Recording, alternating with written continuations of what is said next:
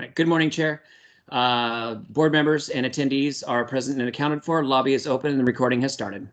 Great. Thank you, Dustin. Good morning, everybody. We'll call to order the Washington State Liquor and Cannabis Board meeting for Wednesday, August 4th, 2021. Our first item is approval of meeting minutes from both the July 7th and July 21st, 2021 board meetings. Is there a motion to approve those?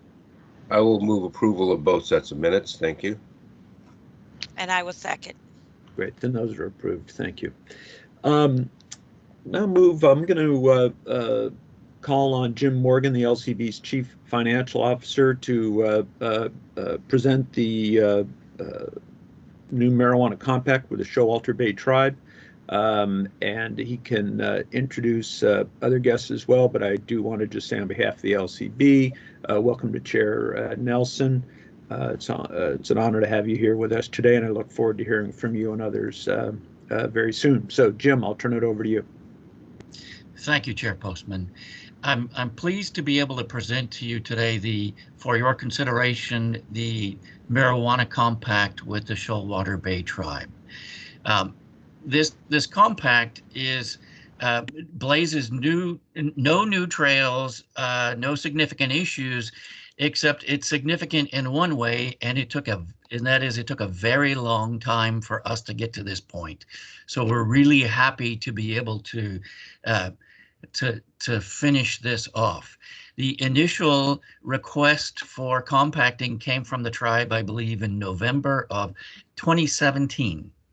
And through a number of changes on our side and on the tribe side, and stops and starts, it just took a while to get here. We're very pleased that we've reached this point, and as I said, there's not really anything significant in the compact that is different from our previous compacts. So I'll just present that for your consideration, and welcome hearing from the tribe.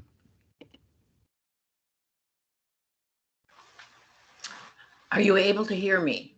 Yes, you bet. Okay. Please go ahead, Chair. Stops and starts aren't bad.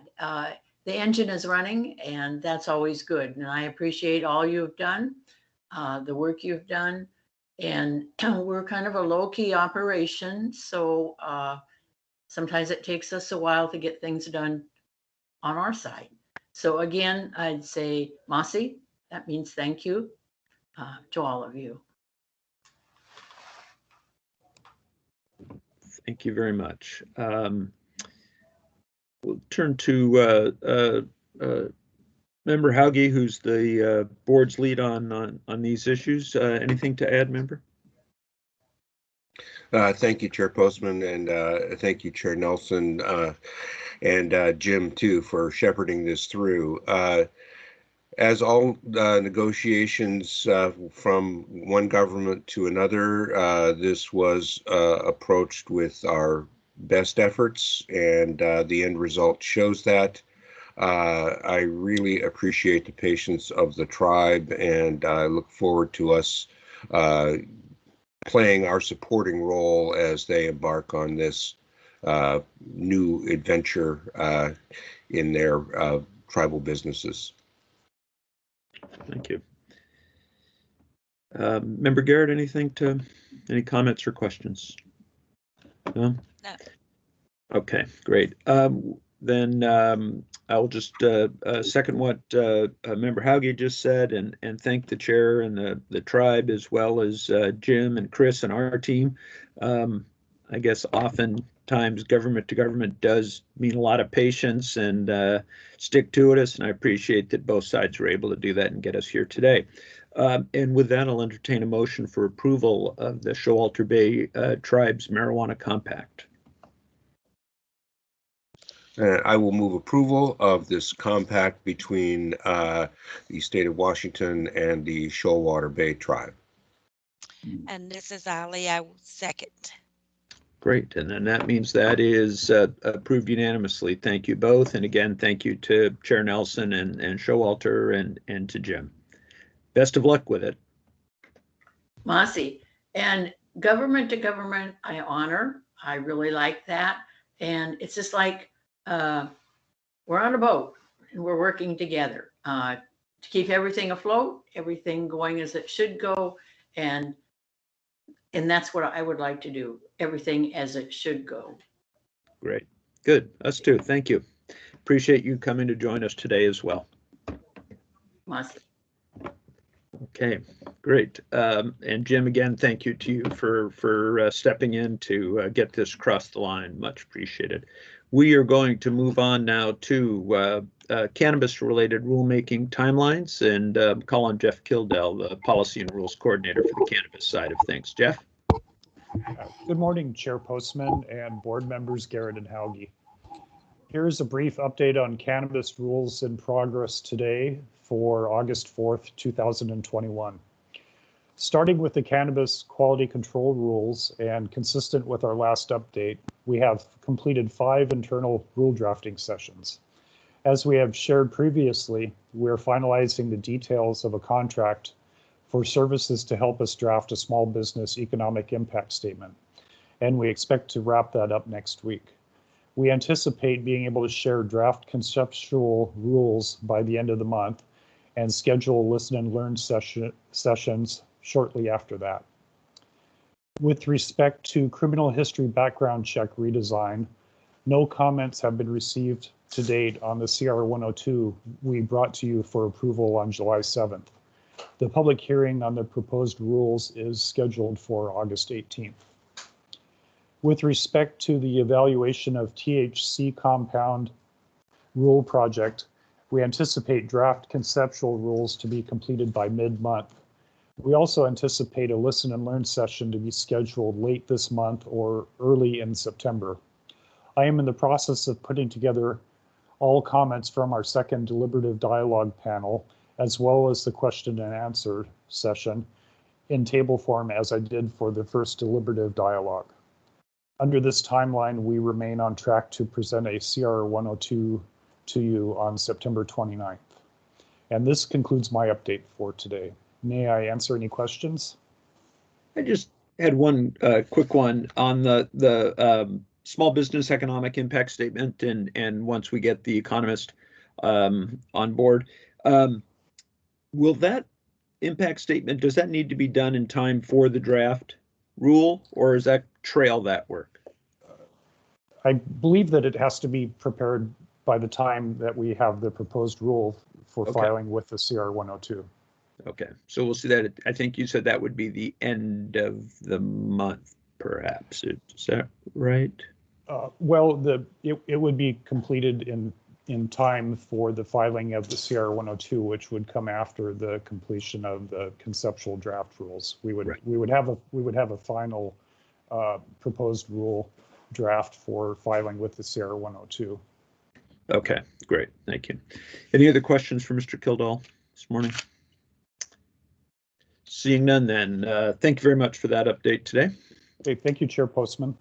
Have a great day, and we'll turn to alcohol-related rulemaking timelines with Audrey Vasek, the Policy and Rules Coordinator from that side. Ms. Vasek? Good morning, Chair Postman, board members Garrett and Hauge. Thanks for having me here today. I have a brief update on the alcohol rulemaking timeline for House Bill 1480 before getting to the action items on the agenda.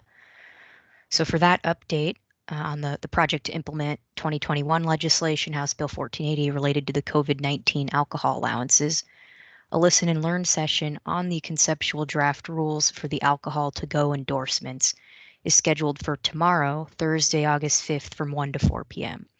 The listen and learn session will be held virtually via Microsoft Teams, and a reminder email was sent out to GovDelivery subscribers earlier this morning.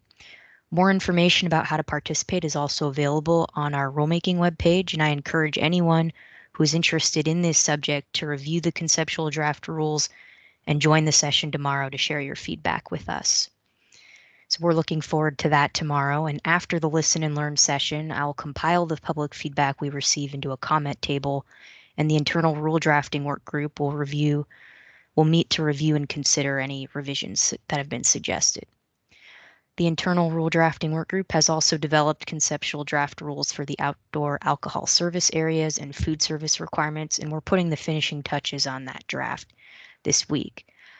We're preparing for a second listen and learn session to be scheduled later in August, hopefully in that last week of August. So we are currently on track to have a CR 102 or rule proposal package ready for the board to consider in late September.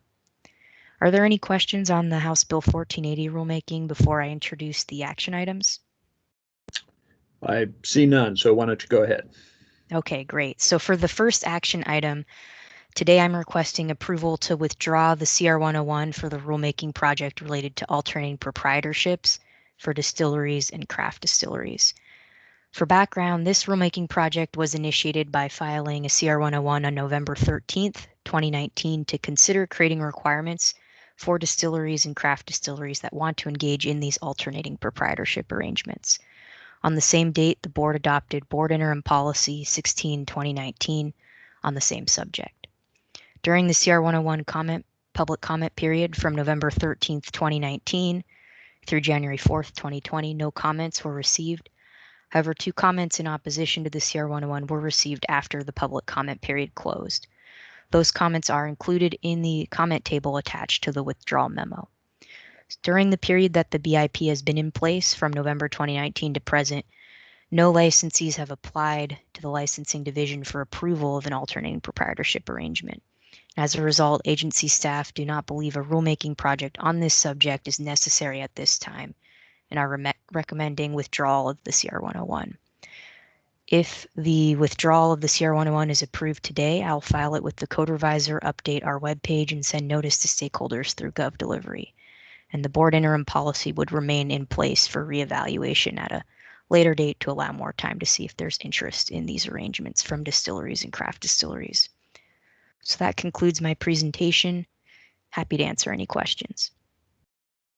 Any questions? And seeing none, is there a motion to withdraw the CR 101 for alternating proprietorships for distilleries and craft distilleries?